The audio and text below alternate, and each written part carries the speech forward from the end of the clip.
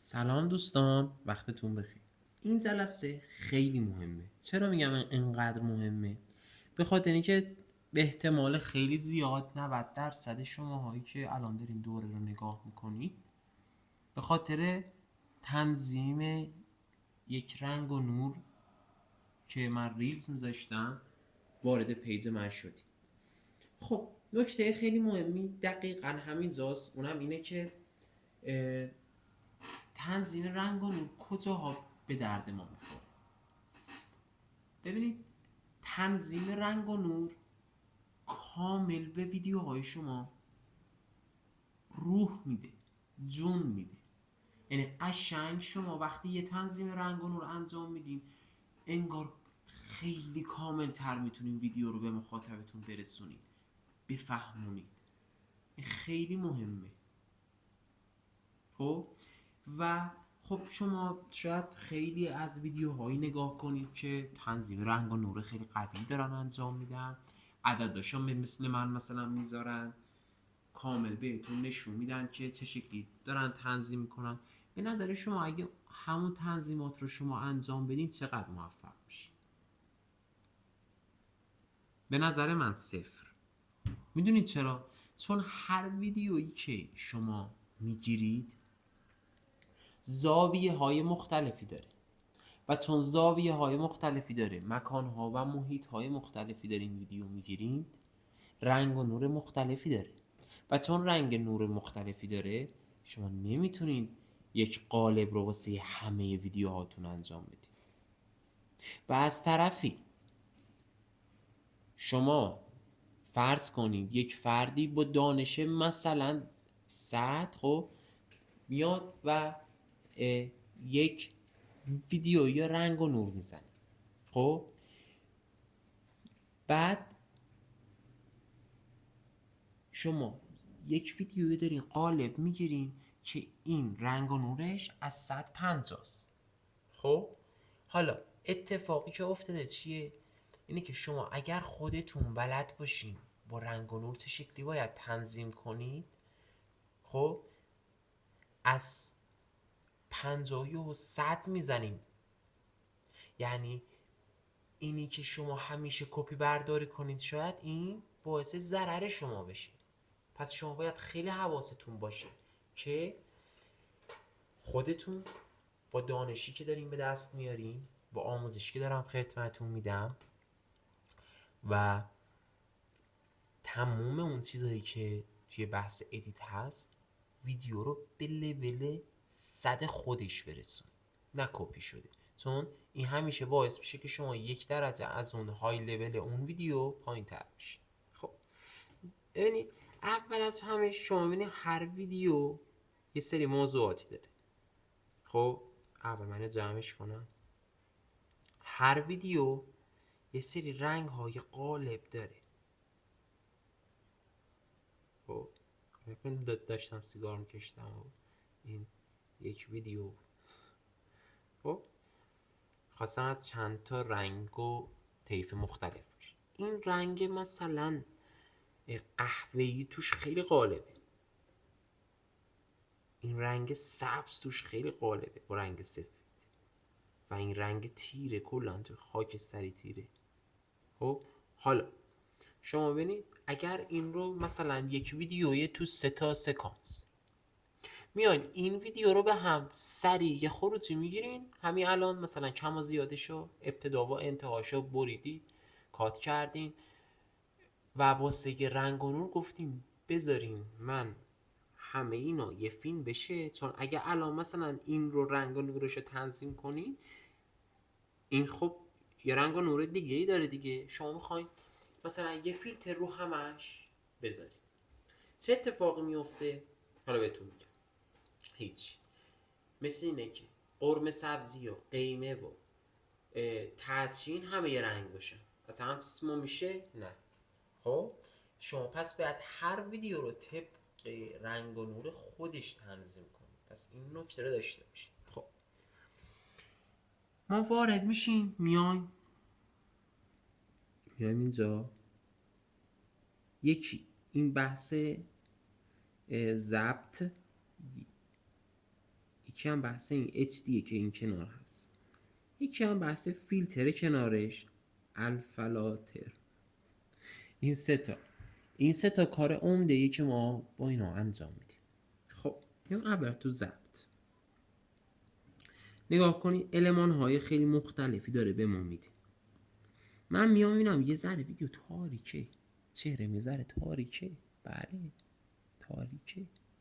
خب اگر اینا بزنین خودش به قول گفتنی علالای میاد یه رنگی بهش میده. اینا حدوداً چون ما همیشه میدونم که زیاده کم میشه رو 25 به نظر من خوبه. خب چون این خودش میاد واسه تون یه اجمالی، مثلا یه حالت هوش مصنوعی تو میاد با بررسی که داره رو ویدیو انجام میده این کار رو حدودی انجام میده. شما اینا زیاد بالا نذارید. اینم میگم اینم باید بهش بازی کنید. با تموم این المان های کپکات باید یک بار دستتون گرم باشه که مثلا یه ویدیوی خامی میذارن جلوتون بدونید الان مثلا تو ذهنتون چه حرکت هایی باید روش بزنید. مثلا اینایی هستن که میرن تو المپیک ورزش، مثلا مثل تکواندو، نمیدونم مثل وزنه برداری، خیلی های دیگه، اینا قبلش مثلا چندین سال تمرین کردن که وقتی میرن تو زمین حرکت میزنن. همون موقع که نمیان میگن خب ما الان بیایم پا بزنیم، حالا نمیدونم چه کاری انجام بدیم، خب بذار فکر کنیم. نه اینجوری که نیست که. دوباره مثلا اینو ببینید، این مثلا زیادی به نظر من میام میذارمش رو 25. حالا ویدیوی بعدی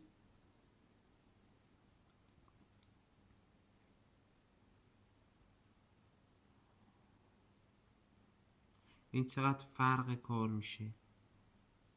اینو مثلا رو 25 بذاریم میشه این، رو 35 این بهتره به نظر. خب حالا ما اینا رو اصلا چیز خاصی نیست، اینی که بهتون گفتم رو خیلی ها نسخه پروه. میگم رو بحث کپکات خیلی فیلتر شکم مهمه. خب این میاد یه سری نورای اضافه رو تیره میکنه، یه سری سایه ها رو بیشتر میکنه. اینو من هیچ وقت ازش اونجور استفاده نکرد. این یه مقدار نور کار رو زیاد میکنه، تاریک روشن، میگم بستگی به ویدیوتون داره. اینا مثلا باید یه مقدار روشنش کنین دیگه، درسته؟ نه خیلی. این نقطه صفر کاره. خب اینجوری تیره تر میشه یه مقدار. این میاد یه مقدار بحث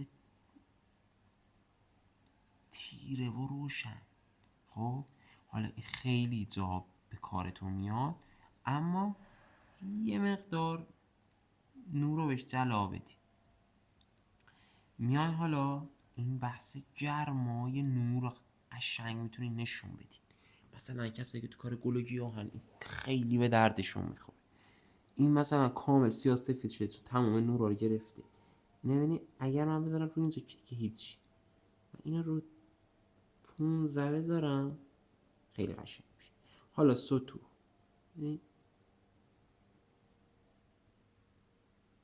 این طرف یه ذره نورش بیشتر میکنه، یا این طرف یه ذره رنگش بیشتر نشون میده، طرف خیلی بهش نور میده. به نظر من این میتونه رو 5 باشه. خب این خیلی جزئیات نشون میده. شما نگاه کن مثلا قبل این کار بعد این کار چقدر آجر و دقیق پیداست. نگاه کنید. خب میخوای عکس کاور بذاری نمیدونی باید با چی رنگ و لعابشو. خب این همیشه روی 25 قرار بدیم. این هم که خب کلا رو بحث وضوح ها این صحبت هاست، اینا زیاد نمیخواد تکونش بدیم. میگم اونم حالا بستگی داره روی ویدیوتون. این خیلی روشن میکنه، این میتونه 5 به خودش اختصاص بده. بله خب من دارم طبق این فضا میخوام بهتون بگم، بعد ببینیم چی شد، چی تبدیل به چی شد. خوبه؟ دوست داشتین این حرکت هم؟ خدا هم خیلی دوست داره. این مثلا اینجا خیلی خوبه، این درجه حرارت الان دیگه شده جهنم، الان شد بهش. حالا همین حرکت جهنم و بهش هست. مثلا تابستونه، شما کافی شاپ داری، میان یه ویدیو داره درست میکنی، ابتداش اینه، یه کات میزنید، طرف داره نوشیدنی میخوره، آروم اینو با کی فریم میزنید، میانش رو به سرمایه چه ویویی میخوره این خدایا. تو حالا ما میذاره اینا نورش اوکی تر میکنیم. اینم قرمز سبزی، این بیشتر مثلا جایی سر سبز که میرین نمیتونین باش چیز کنین، جایی که مثلا رنگ قرمز قالبه به اون طرف. خب این هم بحث یه سری جاست که مثلا دوست دارین دورتون سایه باشه، دورتون رو کامل تار کنید، فوکوس مخاطب رو روی یک نقطه قرار بدید. خب خیلی مهمه. بعد میاد این مورد یه حالت خیلی جذاب نوستالژی هم میتونی روش انجام بدی. خب حالا شما نگاه کنی، آره میخوای عکس کاور بذاری نمیدونی باید با چی رنگ. خب نگاه کنی این چی بوده. حالا میایم عقب، خواهیم همه اینها رو به حالت اولیه برسون. این بوده آبشو.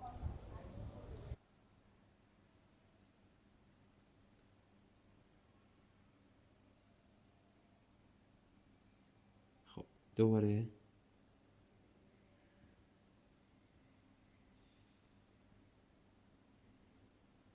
این شد.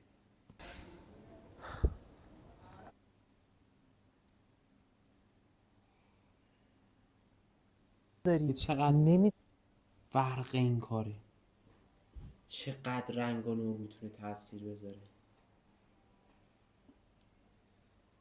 چقدر یه رنگ و نور ساده اما حرفه‌ای میتونه اصلا ویدیوی شما رو از یه لول مثلا 10 برسونه حتی مثلا به 80.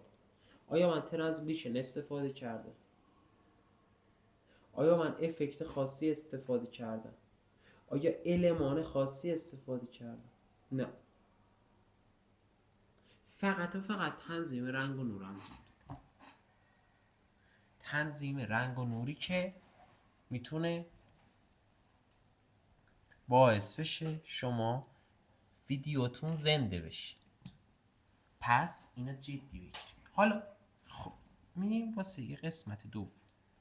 قسمت دوم کلا بازی متفاوته، رنگ تفاوت پیدا کرد. وای خب نه دیگه، شما الان میای اینجا طبق همین میخوایم اینا تغییرش بدیم. نگاه کن. داده 17 رو واسم کامنت بذاری. چشم. خب میایم اینجا، این که هیچ. ببینی اصلا شما تو اینجا این وضوح ابر میبینی که تو اینجا دارین نگاه میکنین. خب ما اگه اینو بذاریم اینجا دیگه نمیتونیم همچین وضوح ابری رو ببینیم. خب حالا بهتون میگم، شما میان اینو میرسونیم به این لول مثلا 10. خب میان اینجا، یعنی اینا میان روی 5 قرار بدیم. دوباره میاد روی بحث رنگ و نور. رنگ و نور رو چون اینجا رنگای زیادی هست، ببینید چقدر تاثیر داره. این الان صفرش. ببینید درخت‌ها رو مخصوصا نگاه کنید، گل‌ها رو نگاه کنید. برای اینکه لباس شما زیاد روشن نشه و صورتتون، نمیتونید روی 10 قرار بدید، خیلی تاثیرش بیشتره. یا روی حتی 15. سطوح ببینید میتونید اینقدر روشنش کنید، میتونید اینقدر تیرش کنید، ولی تیره چقدر قشنگ نشون میده ابرا رو، اطرافو. خب ما باید اینجا دوباره بیایم روی میانگین. 10 مثلا. خوب وضوح تصویر اینجا اگه بیشتر کنیم خیلی انگار کیفیت اون میره بالاتر. حالا ترفندهای خیلی قشنگی میخوام اینجا بهتون یاد بدم که اصلا باورتون نمیشه. دونه بدونه رو من دارم چک میکنم، یعنی شما باید زمان بذاری روی این حالت که دستو راه بیفته. حالا اصلا من به یه جایی میرسیم یه ویدیو رو که نگاه میکنید تو 5 ثانیه میگین چی نیاز داره تو ذهنتون و سریع میزنید. من دارم دونه بدونه واسه انجام میدم که تو از این موضوع بشید. تو مثلا حرارتش بره بالا، حرارتش بیاد پایین، نه مثلا یه حرارت خیلی میانجینی نیاز داره، یه حرارت متعادل. اصلا اینجا سایه و روشن نیاز طبیعی تر بهتر. خب آقا ما اصلا این قسمتی که الان میخوام بهتون یاد بدم به شدت قسمت خفنیه. یعنی من تا حالا باهاش خیلی کارهای خفنی کردم. حالا بهتون میگم و این فکر کنم ترفندیه که صادقانه کسی به این راحتی یاد نمیده. صادق، یعنی اگرم یاد بده سر بس، ولی من میخوام بهتون مغز کارو بگم. خیلی حرفه. خب شما الان میخواین این ویدیوی جذاب رو چه کاری انجام بدیم؟ یه ادیتی روش انجام بدیم، ادیت خیلی خاص. خب که آقا مثلا من با رنگ لباسم حال نمیکنم، دوست دارم یه رنگ دیگه باشه. میام اینجا رنگ لباس من به کدوم بیشتر قالبه؟ خب آها بعد جالب رنگ صورت هم با رنگ لباس هم قالبه. باید خیلی اینجا حواستون باشه. خب مثلا یه مقدار هر کاری هم میکنی. حالا اینا میشه مثلا برید، کات زد و جور دیگه رفتار کرد. ولی شما به این فکر کنید اگه مثلا رنگ شلوار من رنگ قالبش چیه؟ آبی. خب یا مثلا شما آسمون رو نگاه کنید، با این حرکت دارین آبی ترش میکنید. رنگ سبز اطراف رو میتونید قوی تر کنید یا اصلا بی رنگ. حالا ترفندی که میخوام بهتون بگم چیه، نگاه کنید و لذتش رو ببرید. همه اینها رو دارم سیاه میکنم. چقدر کارم زشت. خب مونده این که رنگ پوستمه.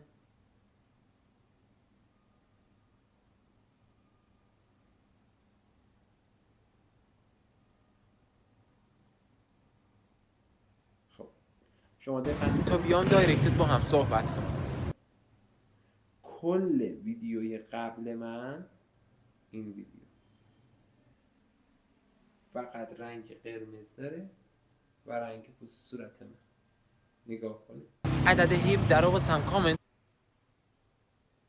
خیلی نکته ای توش داره که شما مثلا میتونید یه سری ویدیوهایی درست کنید که مثلا وسط یک جمعیت دارین راه میرین ولی شما خوشحالی. خب قرار نیست در مورد شما حتی صحبت کنید. خب همین که دارین یه آهنگ گوش میدید، باقی همه تیره با تار ولی شما روشن. بعد شما میتونید یه رنگ لباس روشنی داشته باشین که تو این طیف رنگ اون تازه باشه. یا مثلا لباس شما الان مثلا این رنگیه میتونید تبدیل به یه رنگ دیگهش بکنید. میتونید اینجا که بیاد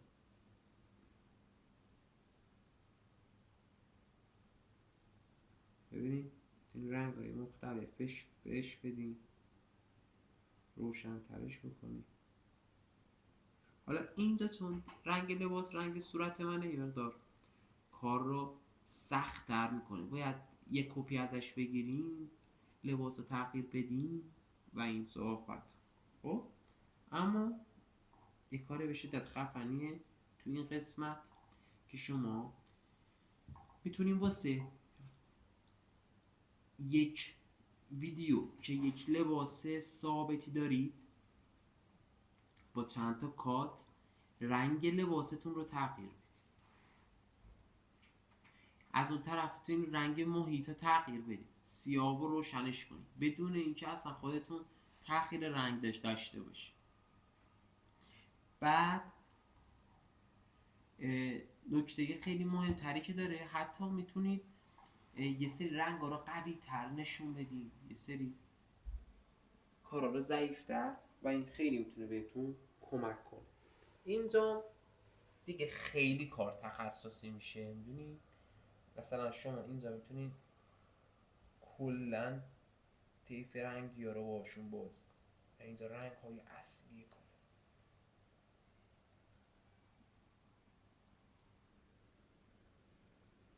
مثلا من دیگه مثلا چقدر سبز بشه، چقدر آبی بشه، کلا میتونید طیف رنگ عوض کنید. الان اینه، خب این بوده جذاب بود، نه دیگه مثلا بگه تغییر رنگ خواهی حرفه‌ای. خب بذارید این تیکه ویدیو رو هم میخوام بهتون نشون بدم و بریم به اصلش هم برسیم. اگر کارفرمایی و میخوای حرفه‌ای رو پیجت کار بشه، کافیه عدد 17 رو واسم انگار من دارم با دوربین میگیرم یا نه، هرچی شما داریم پشت کامنت بذاری تا بیام دایرکتت با هم صحبت کنم. ازش میگین من قبول دارم هرچی. خب حالا میام میرسیم به اول.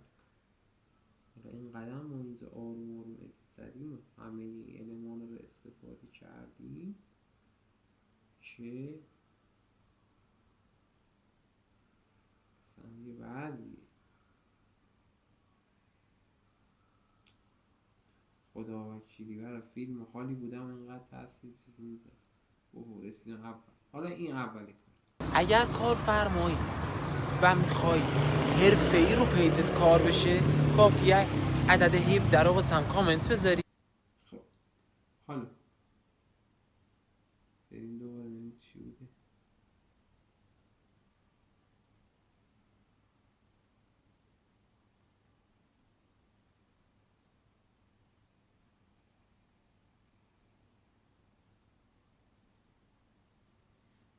حالا نگاه کنیم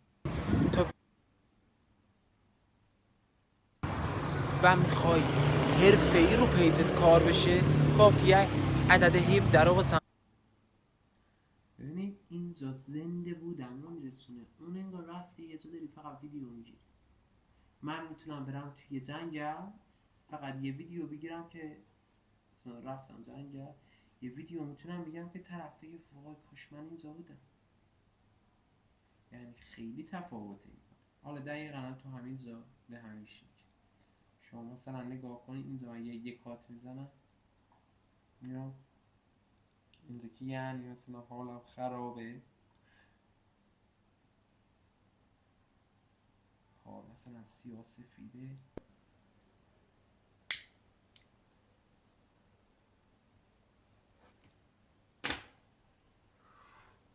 خیلی کار جذاب کردی تو. آقا میام حالا اینجا مثلا بهش رنگا میدیم. اینجا دوباره همون تنظیمات رو انجام میدیم. شما یه دونه ویدیو ساختی،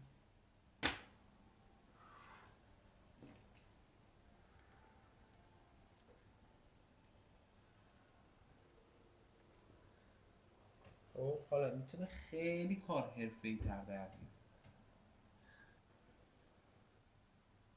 بعد نکته دیگه یکی داره، حالا هی میتونیم با همینا دوباره کار کنیم، دارک ترش کنیم. حالا میخوام میگم ترفندها زیاده و ترفندها رو میذارن داخل یوتیوب و واسهتون لینکش رو میذارن، اما این الان دارم فقط بهتون کلیتش رو آموزش میدم.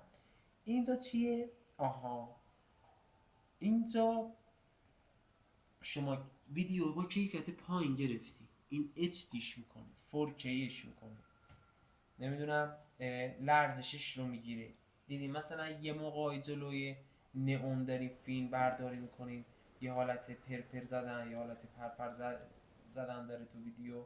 این واسه شما این کار رو انجام میده که این، حالا میگم کدوماشونه. تو همین قسمت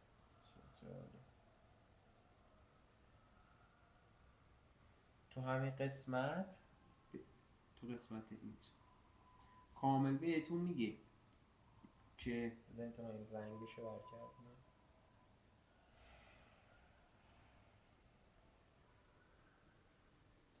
خب میایم اینجا. حالا این قسمت هم جداگونه هست، این HD، هم تو این قسمت ضبط سومیش هست. یه حالتی داره که میگه من خودم واسه پیدا میکنم، اوکیش میکنم. چون خب اینجا داره میگه شما اصلا این ویدیو تو 4K شما میتونید مثلا HD کنید. اگه لرزش داره از این که موبایله و کنارش حالت لرز است، اگه میخواد رنگ و نور تنظیم بشه، این خودش دوباره میتونه اصلا تنظیم کنه. که میگم اینا رو باید خودتون کاملا انجام بدید. اگر صداتون دومیه‌شو نگاه کنید، اگر صداتون نویز داره، صدای اطراف رو میخواین حذف کنید، از دومیه استفاده میکنید. اگر این بحث آخریه رو نگاه کنید که یه قالب یه حالت خطی داره، این مثلا اگه جایی رفتین هی داره نور پرپر میزنه تو، مثلا حالا گرفتین ندیدی، حالا میخواین درستش کنید، این کامل درستش کنید و شما از این مورد آخری که خیلی میتونید یه سری ویدیوها خراب میشه اینجور و با این میتونید کامل درستش کنید. اینجا هم دنیای همون قالب های آماده است. بعد من فکر کنم فتش کنم قطعه مثلا همین نمیاره. خیلی هاتون مشکل این رو دارین رو دوستان عزیز من. نمیشه چی؟ اتصال اینترنت. یعنی شما عزیز من داخل ایرانی، داخل آمریکایی، داخل یه جایی هستی که باید یه فیلتر شکن ترکیه‌ای، آلمانی، یه جایی داشته باشی که مستقل باشه و راحت تونی از اینا استفاده کنی. من مثلا اینا رو ذخیره کردم ولی واقعا شاید خیلی کم بشه از اینا استفاده کنم و دیگه اصلا از تنظیمات رنگ و نور استفاده نکنم. میدونید؟ و چیزی که خیلی مهمه اینه که اینها خیلی کمک کننده است، مثلا شفاف